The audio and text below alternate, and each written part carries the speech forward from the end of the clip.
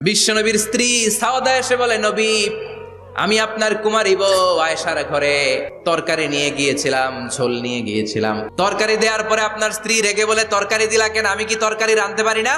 রাগের চোটে তরকারির ঝোল নিয়ে, পায়েস নিয়ে আমার গালের মধ্যে মাখিয়ে দিয়েছে আপনার বউ। আপনি তো শ্রেষ্ঠ বিচারক, ও নবী বিচার করে দেন। মা আয়েশাকে ডেকে পাঠালেন। মা আয়েশারে বললেন, ও আয়েশা, আসলে এমনটা করেছো নাকি? মা এসে বলে, নবী, তখন আমার মেজাজটা বড্ড গরম ছিল, আসলে কাজটা ঠিক হয় নাই, আমারে ক্ষমা করেন। বিশ্বনবী বললেন, আমার আদালতের রায় হচ্ছে কিসাস। সাউদাকে যেমনি তুমি পায়েস মাখিয়ে দিয়েছ, সাউদাও পায়েসের বাটি থেকে কিছু পায়েস নিয়ে আয়েশার গালে মাখো।